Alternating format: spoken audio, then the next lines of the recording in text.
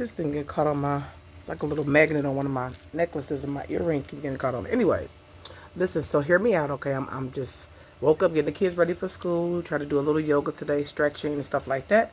I hope that you guys are having a good morning. Okay, grand risings unto you. Good morning, whatever you say, salutations. Don't worry about that right there. I don't know what that thing is. And it came back. I don't know. Listen, and that's eyelash glue. Listen, I don't want to hear it.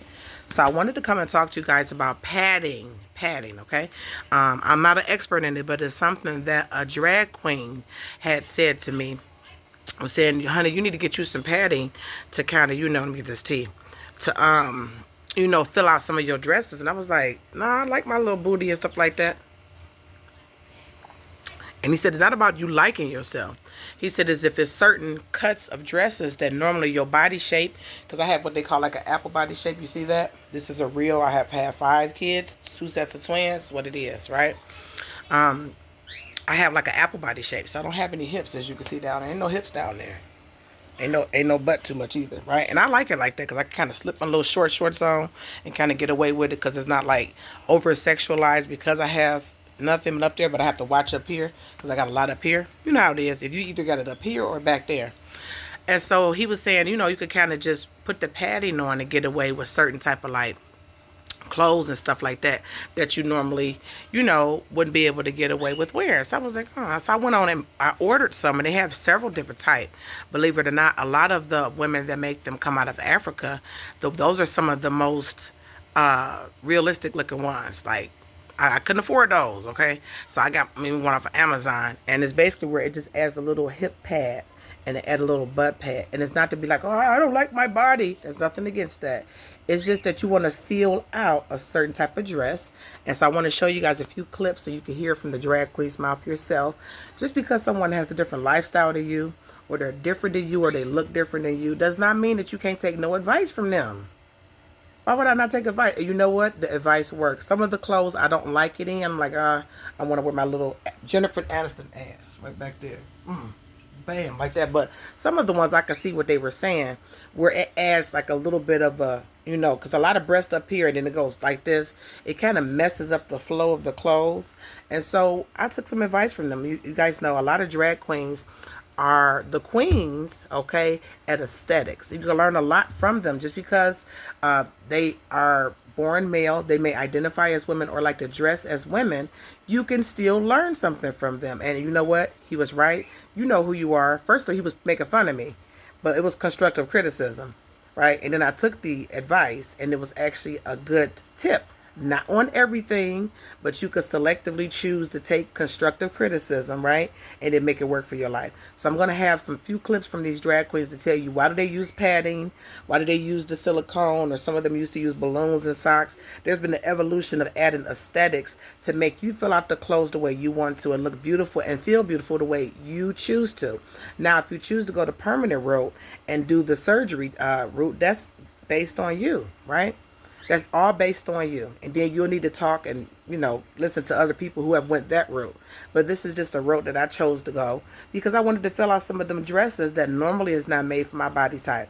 There's no shame in it. It's all beautiful. And thank you to all the drag queens and that drag queen that told me, hey, honey, just, add a little something to it. All right, let's go ahead and listen to some other people. Peace.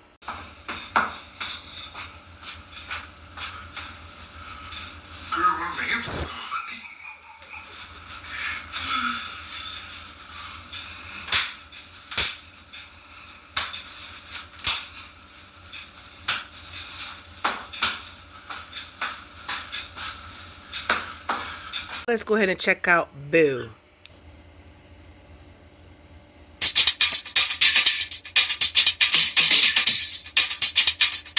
Hey, it's Boo and welcome back to the Chanel. In today's video, I'm going to show you how to wear those hip pads perfectly. So, let's get on with today's video. Hey, pretty and pink boy body Boo. First, what you want to do is get your hip pads that we made in the previous video. I will leave a link below so you can get back to that video. You're going to want to shape the hip pads around your body like so. I advise having a pair of tights done up to the knees, ready to catch the hip pads as they're going in. We're going to be using my older hip pads today, just for a little bit of quickness.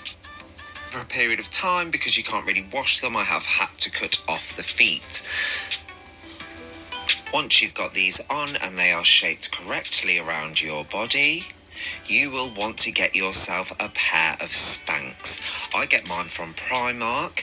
You can get the shorter ones like this, or you can also get longer ones that go down to your knees. They definitely want to be very tight when you put them on as your normal body, so that when you put them on with the hip pads on, it's going to pull everything in and help everything look nice and smooth up around where the hips are and the waistline is. It's also going to help pull in the hip pads at the top to give you that nice shape.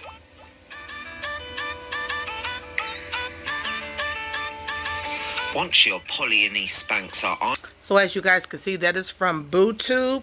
That's BOO, a little dash right there. TUBE. He actually gives very, very great advice. So again, just because someone looks different to you, or they're a different gender, different color, different lifestyle, that does not mean that you can't learn something from them, right? So there's no shame in that. There's something for aesthetics, there's something for stage presence, right? And for certain clothes to fit a certain way. So as some people would choose to go the permanent route, which is very, very widely accepted now with the BBL revolution, as well as, you know, breast augmentation been a thing, especially since the 80s, probably earlier than that. But you know, it's been a thing, especially Pamela Anderson, you know what I'm saying, on Baywatch and stuff like that. Whatever you choose to do with the facelifts, that's something more permanent. But then there's also another aspect of aesthetics that's a little bit more temporary, or something that takes more patience, as far as like if you're using facial creams, if you're doing, you know, facial exercises to get rid of your gobbly there, rather than just getting it liposuctioned out. If you're working out, right, and as you're working out, you still want to look pleasing and look cute, like we all do, you know what I mean? You want to put a little padding here, a little Spanx here, right? Because that's basically, you're not getting a tummy tuck if you wear Spanx. That's a temporary solution. So when you take it off, here comes the pooch. It's coming back. All right, it comes back, right? So this is just something, it's a different layer of aesthetics that you can use, which is padding. Some people use a push-up bra, right? Right? So there's no shame in it. It's all aesthetics. It's all beautiful. It's all a part of fashion. It's also meant for us to just add something to ourselves so we can keep loving ourselves as we are. But if you want to switch it up, there's nothing wrong with it, okay? And again, go check out BooTube. There's also many, many others that you guys can go check out, such as... Oh, hello you. Welcome back to another video. So, if you notice, you can see my full body, and the reason for that is because today we are going to make actually a tutorial about how to make this drag body happen. Ooh. So, to make this happen, I reached out within drag community because, as you know, I just got to Canada. I had no idea how to make drag body happen.